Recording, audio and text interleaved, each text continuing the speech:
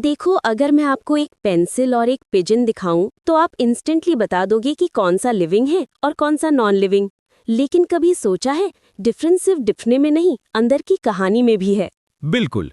Pencil तो बस पड़ी रहेगी, ना उसको भूख लगती है, ना वो बढ़ेगी, ना उससे कोई चिंता।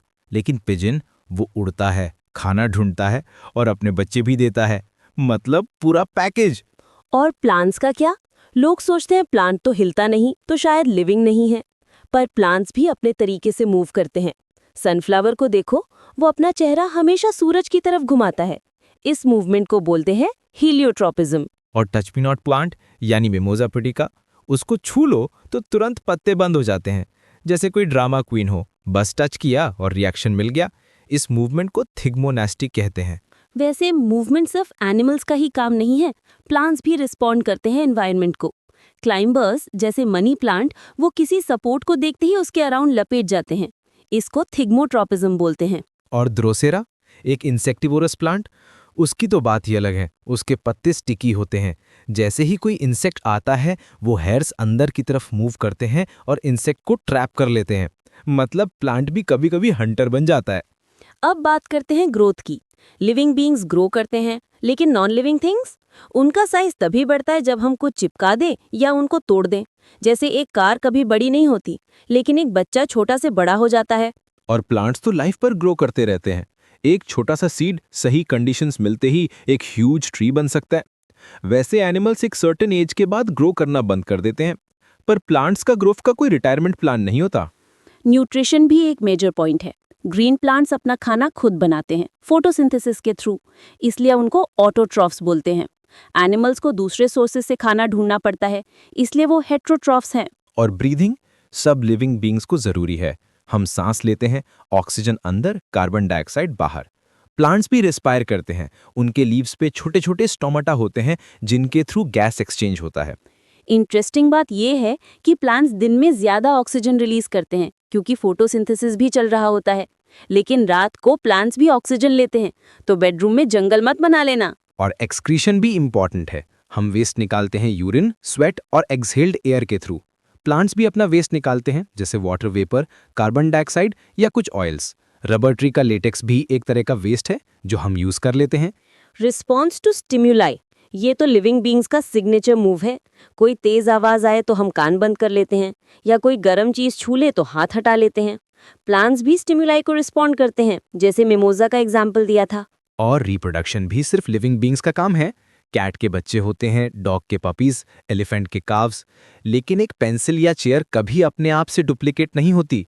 मतलब अगर चेयर खुद से और चेयर बना लेती तो फर्नीचर की दुकान बंद हो जाती। अब एक इंटरेस्टिंग क्वेश्चन, सीड लिविंग है या नॉन लिविंग? देखने में तो सीड बिल्कुल नॉन लिविंग लगता है, पर सही कंडीशंस मिलते ही वो जर्मिनेट करता है, ग्रो करता है और एक नई प्लांट बन जाता है। मतलब सीड में लाइफ डोरमेंट होती है। जर्मिनेशन के लिए 3 चीजें चाहिए: एयर, वाटर और सनलाइट। अगर इनमें से कोई भी एक मिसिंग है तो सीड जर्मिनेट नहीं करेगा। एक एक्सपेरिमेंट भी होता है।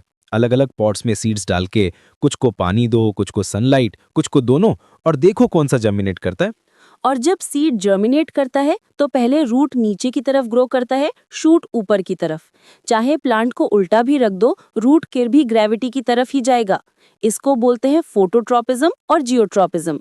लाइफ साइकिल की बात करें तो प्लांट का लाइफ साइकिल सीड से स्टार्ट होता है, फिर सीडलिंग, फिर मैच्योर प्लांट, फ्लावर, फ्रूट और फिर से सीड।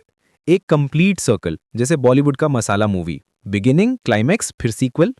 एनिमल्स का भी अपना लाइफ साइकिल होता है। मस्कीटो का साइकिल देखो, egg, larva, pupa, adult.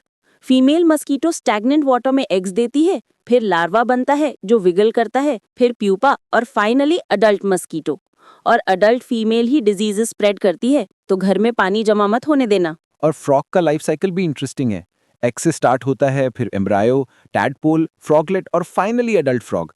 Tadpole पहले सिर्फ टेल होता है, फिर धीरे धीरे लेग्स आते हैं और फाइनली एक छोटा फ्रॉग बन जाता है। मतलब एकदम मेकओवर स्टोरी। प्लांट्स और एनिमल्स के लाइफ साइकिल्स में डिफरेंसेस भी हैं।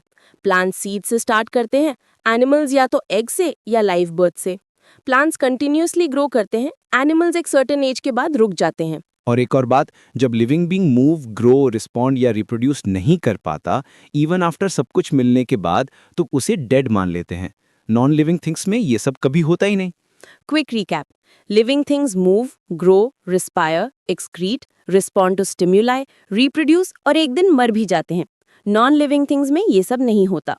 प्लांट्स भी लिविंग हैं, चाहे वो हिलते नहीं, पर उनका स्टाइल अलग है। और अगर आपको लगता है कि फायर लिविंग है, तो सोचो वो ग्रो करता है, मूव करता है, पर वो रिप्रोड्यूस नहीं करता है, ना ही एक्सक्रीट करता है, ना ही रिस्पॉन्ड करता है स्टिमुलाई को, वैसे जैसे लिविंग बींग्स करते हैं। तो फायर लिविंग नहीं है। और साइंटिस्ट जगदीश चंद्र बोस ने ये प्रूव किया था कि प्लांट्स भी एनवायरनमेंट को सेंस करते हैं और रिस्पॉन्ड करते हैं। उन्होंने क्रेस्कोग्राफ बनाया था, जिससे प्लांट की ग्रोथ मेजर होती थी। मतलब प्लांट्स भी अपने हिसाब से जिंदा हैं। तो अगली बार जब आप गार्डन में हो या कोई प्लांट देखो या एक सिंपल पेंसिल भी देखो, सोचो क्या ये लिविंग है या नॉन लिविंग, और कौन से फीचर से आप ये डिसाइड कर पा रहे हो। और अगर आपको लगता है कि आपके आसपास मस्कीटोज ज्यादा हो रहे हैं, तो पानी जमा मत होने देना, वरना उनका लाइफ साइकिल आपके घर में ही कंप्लीट हो जाएगा। और प्लांट्स को सही अमाउंट में पानी, सनलाइट और एयर दो, तभी वो हेल्दी ग्रो करेंगे। ओवर वाटरिंग या सनलाइट की कमी से प्लांट भी जर्मिनेट नहीं करेगा।